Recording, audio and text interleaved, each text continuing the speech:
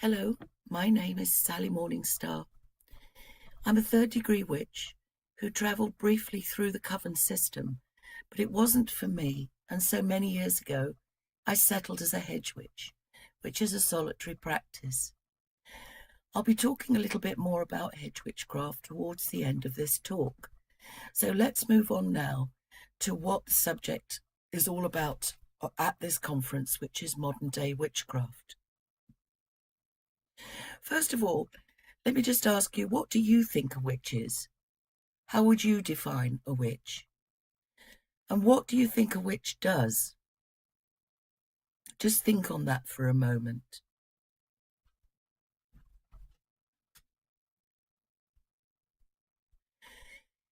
Let me define what a witch is to me. To me, a witch is someone who has chosen witchcraft's particular set of values and practices because they resonate with them at some level. How these are put into practice depends very much upon an individual's ability and level of awareness.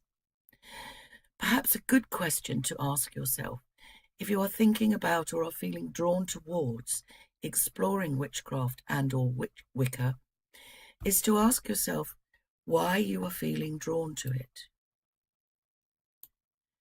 Modern day witchcraft really only began in the 1950s, with the emergence of neo-paganism and Wicca. Witchcraft today is a recognized religion by the United Nations. Modern-day witchcraft is allowed to practice without prejudice, but only to a certain degree. It was really only legalized in the 1950s, when the Witchcraft Act of 1735 was repealed, to be replaced by the Fraudulent Mediums Act of 1951, which in turn was repealed in 2008 and replaced by an EU directive. Prior to this, it was still illegal to practice the ways of the witch, and in many ways it still is, but it's complicated. Trading laws today insist that any occult or mystical psychic service must declare that by law it is for entertainment purposes only, and that any individual partaking of such services must be aware that they are responsible for their own life choices. Likewise, herbal, homeopathic, naturopathic, complementary medicine suppliers must not make any declarations about any medical health benefits in their treatments or products. Medical practitioners must be trained by recognized authorities, and so the more ancient traditional witchcraft practices have largely been replaced by these authorities today. Witch hunts can still happen, and witches blamed for all kinds of weird and wacky occurrences.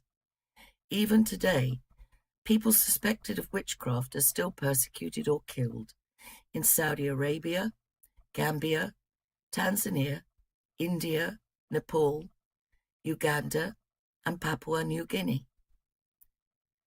In order to better understand modern-day witchcraft, we really need to explore its heritage a little, because this is what it has emerged from. So what are its roots?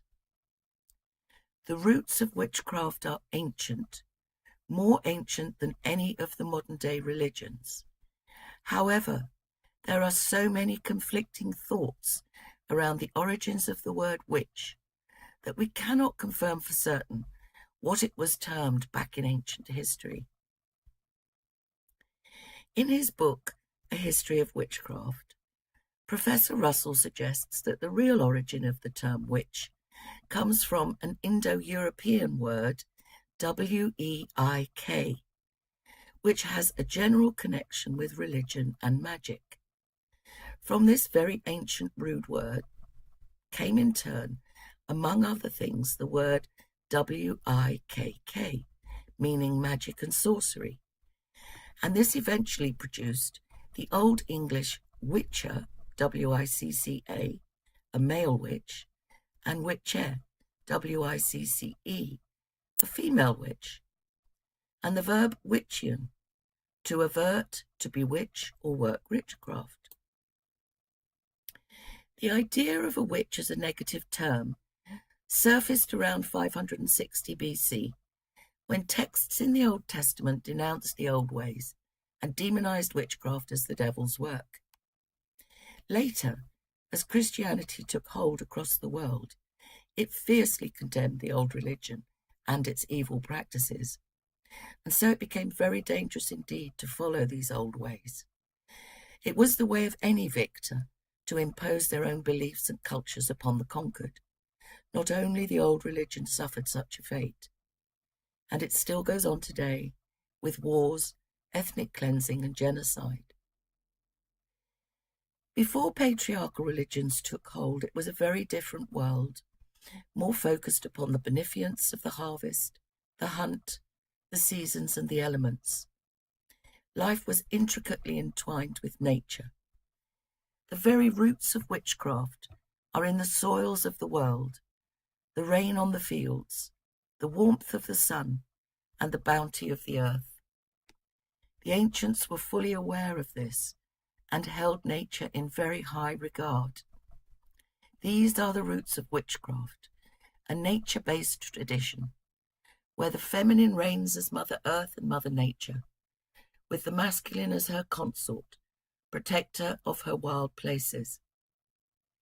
So first of all, we need to understand that witchcraft as it is practiced today is quite a watered-down version of witchcraft from the distant past. To the ancients, a witch could have been one of many things. Perhaps a healer, a midwife, herbalist, a shaman, cunning person, medicine person, a sorcerer. He or she was someone with specialized knowledge or abilities who helped their community to survive and thrive. I would suggest that medicine, midwifery, and herbalism were mostly the domain of the women, and sorcery and shamanism mostly the domain of the men. Modern-day witchcraft differs from its roots because back then, knowledge and wisdom were passed down from generation to generation through the family line, by learning these skills from experience. Today, witches are not allowed to practice most of what our ancients did without appropriate qualifications. Where women were once the keepers of medicinal knowledge, this was stripped from them completely, and it wasn't until the 1900s, after a great deal of struggle, that women won the right to study and practice medicine again. Medieval universities were run by male clerics, and women were not even allowed in. It was only through nursing that women first made significant inroads back into formal medical practice again. Really, I can only give you a light sprinkling of the story. It is highly complex and impossible to condense into a short talk about it. But in a nutshell, when the church gained dominance, everything changed. Male professionals served the ruling classes, both politically and medically. But for the poor, who could not afford to pay for such things and did not have the right to vote, their subculture quietly slid underground, which is actually how witchcraft and its ways managed to survive to the present day. So why are people so attracted to it today? I believe it's for three reasons. Firstly, it is a people's tradition, in that it is not overseen by church or state. This appeals to all the free spirits out there who don't resonate with established religion or society's delineated definitions of reality. Secondly, it places the divine feminine at the head of its tradition, protected and guarded by the divine masculine as consort, rather than the other way round, as found in the patriarchal religions. Thirdly, there is an old saying, once a witch, always a witch, meaning that if it is in your blood, you will always find it again. Apart from this, I personally believe it is largely and mostly because of its links to the natural world and to its acceptance of a greater reality that includes the other world, the occult, and supernatural energies. By supernatural, I mean highly developed understandings of the nature of life. So perhaps you could define it as mystical. Although the church does include deity, angelic forces, and an afterlife, and although it has a festival calendar, like Christmas, harvest, and Easter, it is very much self-contained, in that everything centers around the church and its doctrines. The church denounces the supernatural, the occult, and occult practices commonly practiced in witchcraft, like honoring spirits of place, the guardians, the elements and elementals, the otherworld, the supersenses, and of course nature.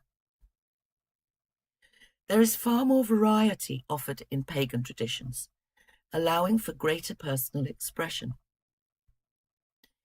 The church acts as intermediary between human and divine.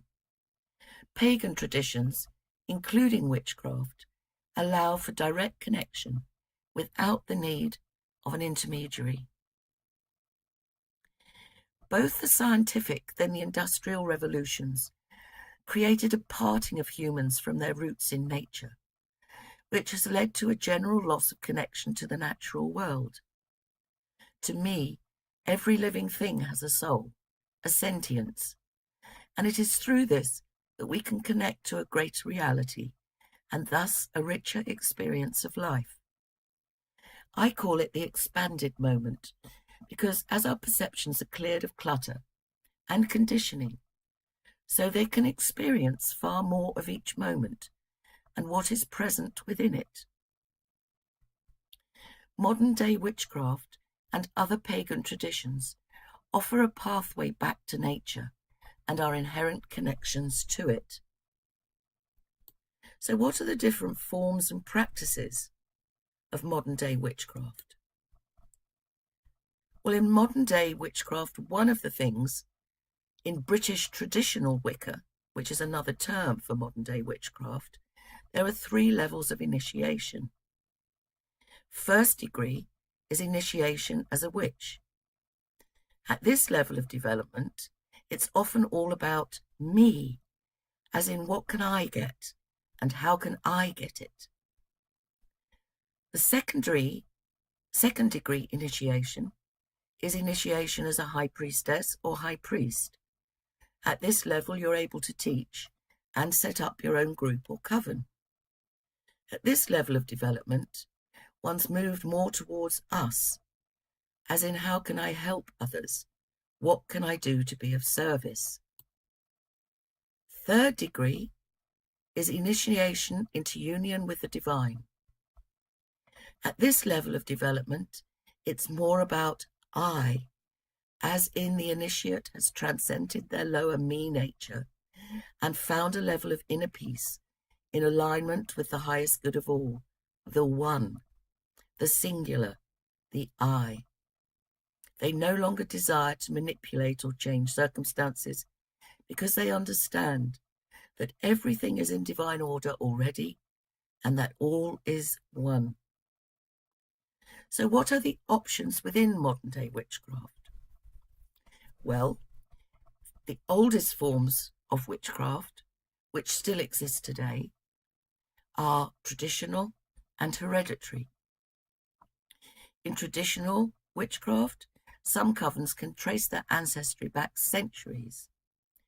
In hereditary witchcraft, the passing of skills from generation to generation is probably still going on today. Both of these traditions can either be coven-based or solitary. In Wicca, which emerged in the 1950s through Gardnerian witchcraft, founded by Gerald Gardner with Doreen Valiente as his high priestess. Some call Doreen Valiente the mother of modern-day witchcraft. There's Alexandrian, founded by Alex and Maxine Sanders, and Sayax Wicca, founded by Raymond Buckland. There are other forms of Wicca that established themselves specifically in the USA throughout the late 20th century, through Dianic, Fairy, and Strigaria. There are others, but the ones mentioned here are the most familiar. Wicca was established through a coven system, and so a solitary witch is more likely to be traditional, hereditary, or eclectic. But that is where things get even further complicated, because witchcraft and/or Wicca is diverse, decentralized, and open to personal interpretation. And as such, there are no clearly defined boundaries as to who or what is what, or what is right or wrong within its interpretations and practices. Personally, I don't get into any of the debates about it. Understandings and practices are ever changing, apart from in traditional witchcraft. And to me, the most important thing to remember throughout is to keep asking, does this work for me?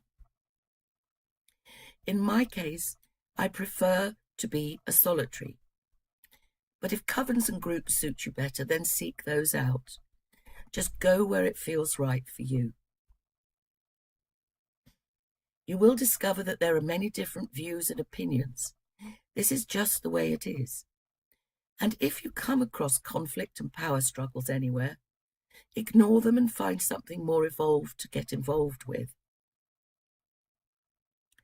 I would advise you not to get too caught up in any differences, but to keep reading and researching until you feel confident enough to make the right choice for you.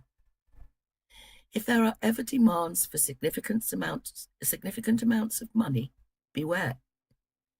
If there are power issues where you feel small or vulnerable, beware.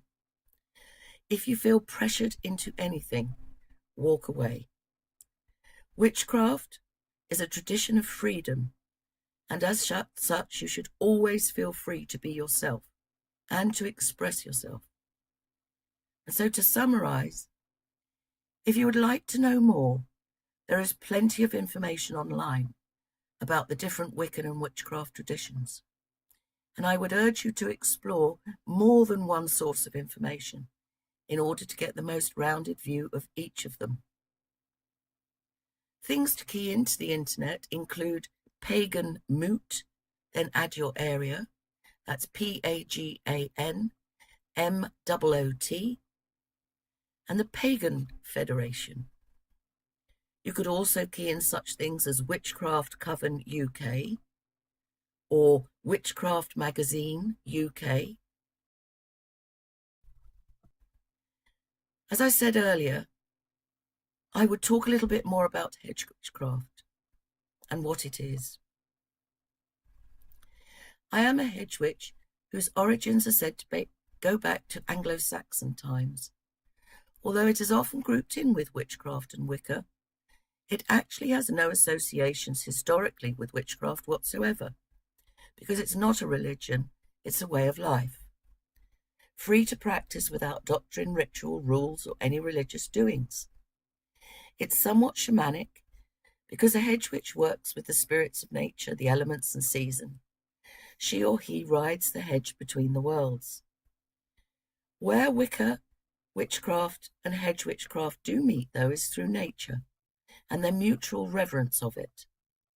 But this is really where any similarities end. A hedge witch can be a Christian, Jew, Buddhist, atheist, anything they choose, in fact, because hedge witchcraft is a practice, not a belief. Today, however, many hedge witches tend to practice some form of paganism because of these mutual links with nature. Because to me, witchcraft from any era is about this connection to nature, I would like you now to share with me a guided meditation of mine on YouTube called Connecting with Nature. So to prepare yourself, please sit with a straight back, feet on the floor, and take a few deep, calm breaths in order to prepare yourself.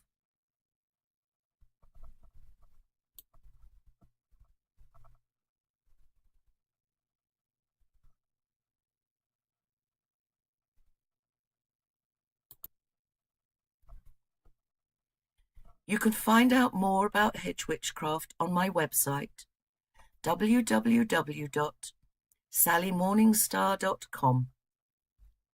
and more about my photographic services at www.stardustphotography.uk. I have an information leaflet available at the information table at this event, so please do feel free to take one home with you. Thank you for listening to this podcast and for being part of this talk. I do hope it's helped you understand a little more about modern day witchcraft.